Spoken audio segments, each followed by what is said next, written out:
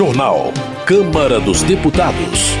O plenário aprova novas obrigações para municípios conterem construções em área de risco. Deputados divergem sobre criação de CPMI para investigar atos do dia 8 de janeiro. Câmara analisa a proposta que adia a entrada em vigor da nova lei de licitações. Boa noite. Projeto em tramitação na Câmara adia a entrada em vigor da nova lei de licitações para que os municípios tenham mais tempo de se adequarem às novas regras. A repórter Maria Neves ouviu o autor da proposta. Com a justificativa de dar mais tempo aos gestores públicos para se adaptarem às novas regras, o deputado Alberto Mourão, do MDB de São Paulo, apresentou proposta para adiar a entrada em vigor da nova lei de licitações. Sancionada em 2021, a lei modifica todo o processo de compras e contratação de serviços pela administração pública nas esferas federal, estadual e municipal. Se nada for alterado, a lei entra em vigor em 1º de abril. Devido à complexidade das mudanças, a norma substitui 3 leis anteriores. Os legisladores já deram aos gestores públicos 2 anos para se adaptarem. No entanto, Alberto Mourão argumenta que a lei foi sancionada durante a pandemia de Covid-19. Nesse período, os governantes não podiam aumentar os gastos, o que impedia novas contratações de pessoal, por exemplo. Uma das exigências da nova lei é exatamente que os processos licitatórios sejam conduzidos unicamente por servidores ou empregados dos quadros permanentes da administração pública. Mourão ressalta que muitos municípios, principalmente os menores, não contam com estrutura de pessoal efetivo suficiente. A legislação previa também que eles teriam que reestruturar toda a máquina administrativa com funcionários efetivos, que é legítimo, altamente treinados e preparados para executar essa nova lei. Só que uma parte dos municípios pequenos não tem corpo técnico suficiente contratado, em algumas cidades quase que zero, né? Estavam impedidos pela própria lei de contratar novos funcionários, aumentar o gasto com o pessoal pela legislação que norteou a questão da pandemia. Na opinião do deputado, além de adiar a entrada em vigor da nova lei de licitações, é necessário que os órgãos de controle orientem os operadores de contratos sobre as normas legais e não se limitem a puni-los em caso de eventuais desvios. Segundo Mourão, que foi prefeito de Praia Grande, em São Paulo, por 2 mandatos, há risco inclusive de um apagão nos serviços públicos devido ao medo dos gestores de cometer erros e responder a processos administrativos nos tribunais de contas. Eu acho que a gente não pode ter os chicotes. Os órgãos de controle não são feitos para pegar alguém, são feitos também para orientar alguém. Quanto mais nós orientarmos, mais segurança jurídica. E quanto mais nós orientarmos, mais direito teremos de cobrar. No período entre a sanção da nova lei em 2021 e a entrada em vigor no dia 1º de abril, os gestores públicos poderiam optar por seguir as regras recém-criadas ou adotar os métodos previstos nas leis anteriores. O Tribunal de Contas da União já decidiu que processos de licitação e de contratação direta, realizados até este mês, em que se optou pela legislação antiga, podem continuar obedecendo a essas regras. Para isso, o edital tem de ser publicado até dezembro de 2023. Da Rádio Câmara de Brasília, Maria Neves. Política. Zé Trovão, do PL de Santa Catarina, volta a cobrar a instalação de uma CPI mista para investigar os atos de vandalismo do dia 8 de janeiro. Ele afirma que é preciso punir os criminosos, mas também inocentar as pessoas que, segundo ele, estão presas injustamente. Zé Trovão acrescenta que os políticos de direita vão continuar defendendo os valores da família brasileira e combatendo o que ele chama de mentiras e falácias propagadas pela esquerda. Eduardo Bolsonaro, do PL de São Paulo, questiona a incoerência do PT por ligar o nome do ex-presidente Jair Bolsonaro aos atos do dia 8 de janeiro e, ao mesmo tempo, atuar contra a criação de uma CPI mista para investigar o que de fato aconteceu naquele dia. Eduardo Bolsonaro cobra a instalação do colegiado, lembrando que o Supremo Tribunal Federal determinou a abertura da CPI da Covid na gestão anterior porque era um direito da minoria. Por outro lado, Valmir Assunção, do PT PT da Bahia, acredita que a criação de uma CPMI sobre 8 de janeiro é perda de tempo porque a Polícia Federal e a Justiça já estão investigando e punindo os responsáveis. Para Valmir Assunção, é incompreensível que parlamentares que incentivaram a ruptura democrática exijam a instalação de uma CPMI. Ele entende que o principal trabalho do parlamento agora é resolver os problemas do Brasil e promover o bem-estar social. Bia Kicis, do PL do Distrito Federal, acusa o governo Lula de tentar comprar a retirada de assinaturas dos deputados para a instalação da CPMI de 8 de janeiro em troca da liberação de emendas. De acordo com a congressista, os valores chegariam a 60 milhões de reais. Na avaliação de Bia Kicis, a criação da Comissão Parlamentar Mista de Inquérito vai trazer a verdade à tona e apontar o envolvimento de militantes da esquerda na invasão dos prédios públicos. Já Benedita da Silva, do PT do Rio de Janeiro, critica a postura de parlamentares da oposição que cobram a abertura de uma CPMI para investigar os atos de vandalismo. Para Benedita da Silva, todos os que acompanharam as cenas de destruição dos prédios públicos sabem quem são os responsáveis pelos crimes. A parlamentar avalia que o governo Lula tem sido transparente em relação às investigações sobre o ocorrido. Mas Carlos Jordi, do PL do Rio de Janeiro, acusa o governo Lula de pressionar parlamentares favoráveis à CPMI do dia 8 de janeiro com ameaças e suborno para que retirem suas assinaturas do requerimento de abertura da comissão. Ele afirma, no entanto, que já há um número suficiente para que o colegiado seja criado. Carlos Jordi entende que é preciso esclarecer os fatos para punir os criminosos que vandalizaram o patrimônio público, mas também libertar as pessoas que foram presas injustamente e que estavam apenas se manifestando de forma pacífica. Outro deputado que acusa o governo Lula de ameaçar parlamentares para que retirem suas assinaturas do pedido de criação da CPMI do dia 8 de janeiro é Maurício Marcon, do Podemos do Rio Grande do Sul. Segundo ele, depois de oferecer dinheiro, o governo passou a negociar cargos. Maurício Marcon afirma que os recursos farão falta em áreas essenciais como saúde e educação. Ao defender a instalação do colegiado, ele entende que a investigação vai dar mais transparência ao que realmente aconteceu naquele dia. Bibo Nunes, do PL do Rio Grande do Sul, também acusa o governo federal de chantagear deputados federais para obrigá-los a retirar suas assinaturas do requerimento que pede a criação da CPMI do dia 8 de janeiro. Para Bibo Nunes, a atitude opressora só comprova a incompetência e a decadência política do governo Lula. Marcon, do PT gaúcho, rechaça a acusação de que o governo federal esteja negociando a retirada de assinaturas da CPMI do dia 8 de janeiro.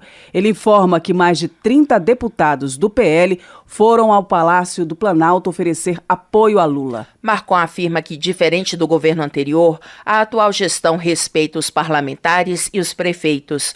O deputado desafia a oposição a demonstrar sua preocupação com o que realmente importa na vida da população e discutir projetos para o crescimento do país.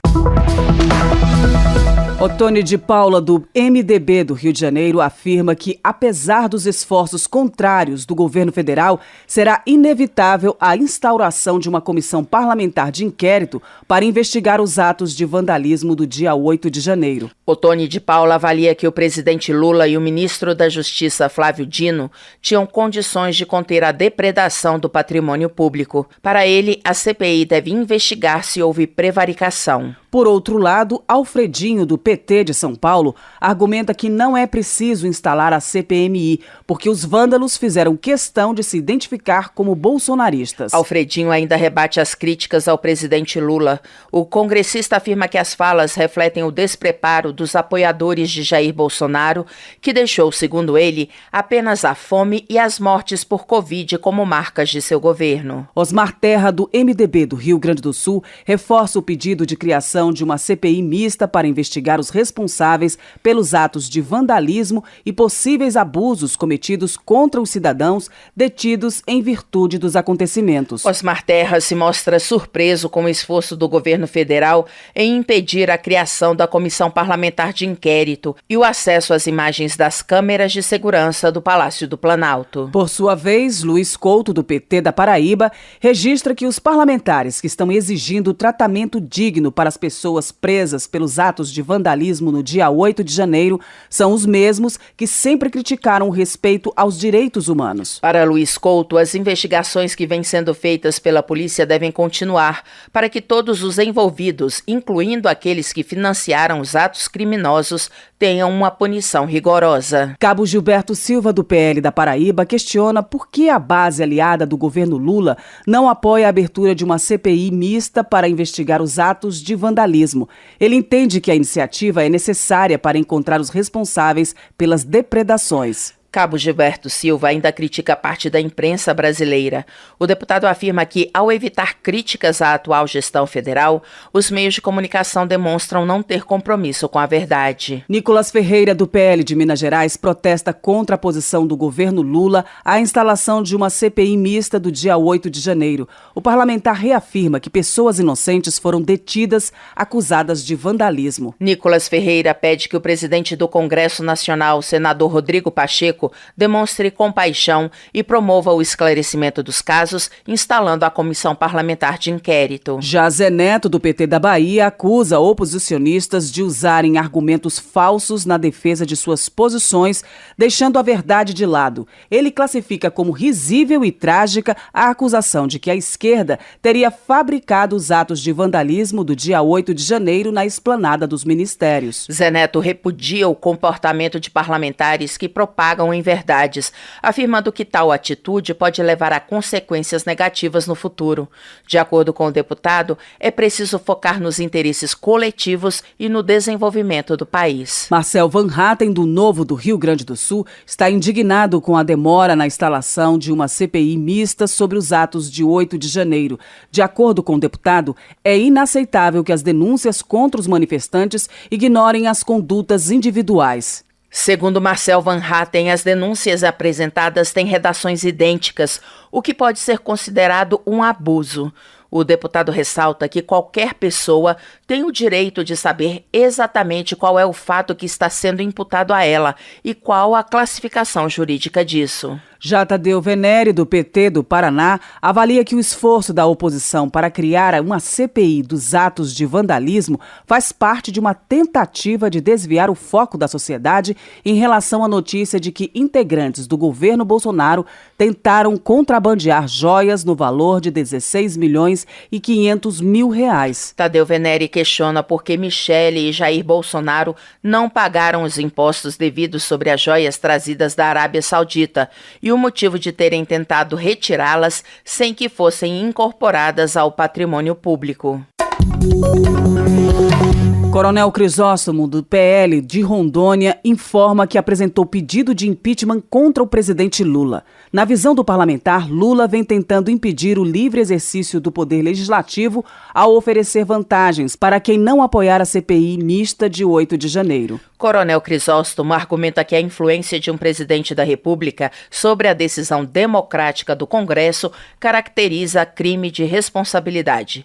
Para ele, o prosseguimento do processo de impeachment demonstra respeito ao ordenamento jurídico. Por outro lado, João Daniel, do PT de Sergipe, afirma que não há necessidade de instalar uma CPI mista de 8 de janeiro porque os próprios criminosos filmaram suas ações e apresentaram provas suficientes de culpa. João Daniel espera que a justiça mantenha na prisão não só quem cometeu os atos de depredação, mas também puna quem financiou o crime. De acordo com o tenente-coronel Zuco, do Republicanos do Rio Grande do Sul, o presidente do Senado, Rodrigo Pacheco, se comprometeu a fazer a leitura do requerimento de abertura da CPMI dos atos de 8 de janeiro na próxima sessão do Congresso Nacional. Tenente-coronel Zuco afirma que o Brasil merece respeito, transparência e a verdade sobre tudo o que aconteceu na invasão e destruição das sedes dos 3 poderes em Brasília. Mas Lindbergh Farias, do PT do Rio de Janeiro,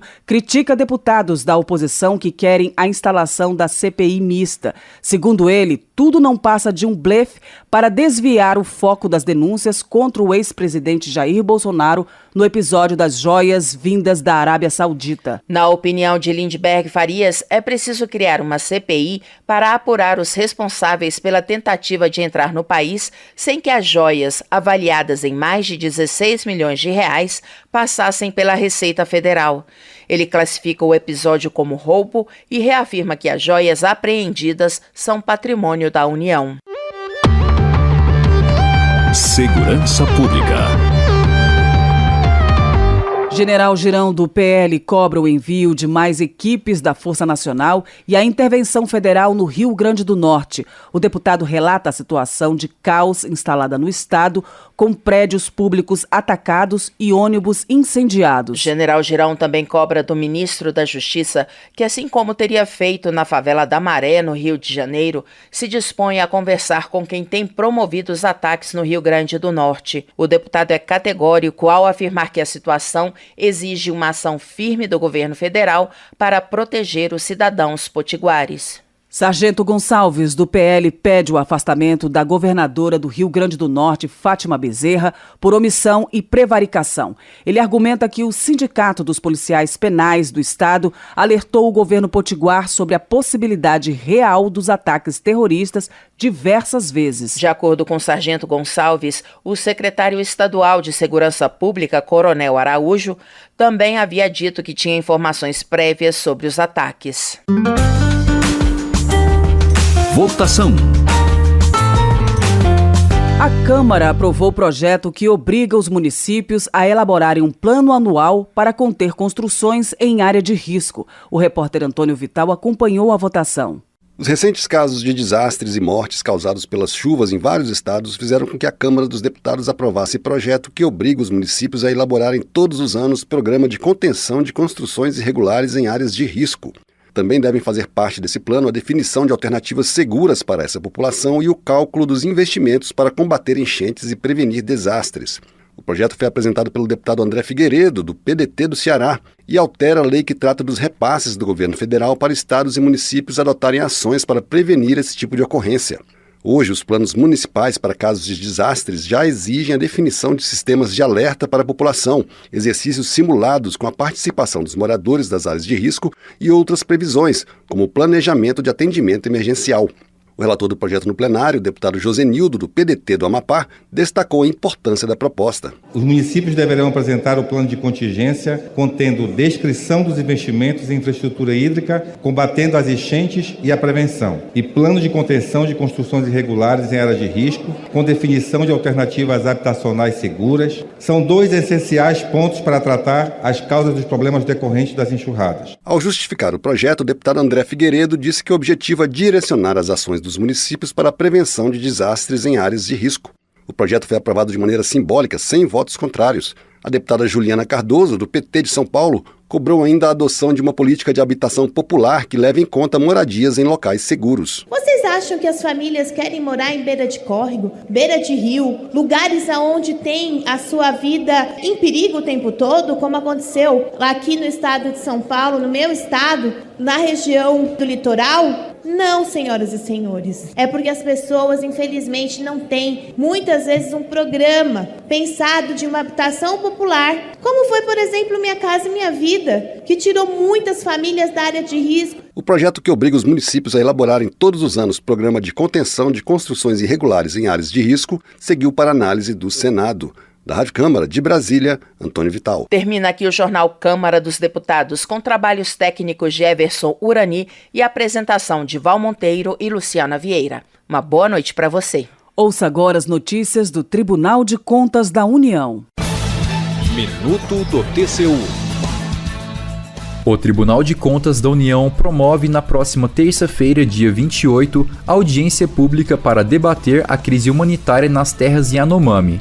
O evento terá a participação de representantes dos povos indígenas, autoridades do governo e membros do TCU. O objetivo é discutir os diversos aspectos da crise gerada pela falta de assistência sanitária a essa população e sugerir ações que podem ser adotadas para prevenir e proteger o território Yanomami e seus habitantes. A audiência é direcionada a representantes e servidores de instituições que tratam de política indigenista, sociedade civil organizada e a qualquer pessoa que se interesse pelo tema. O debate será presencial, na sede do TCU em Brasília, com transmissão ao vivo pelo canal do TCU no YouTube. Saiba mais em tcu.gov.br. TCU, fiscalização a serviço da sociedade.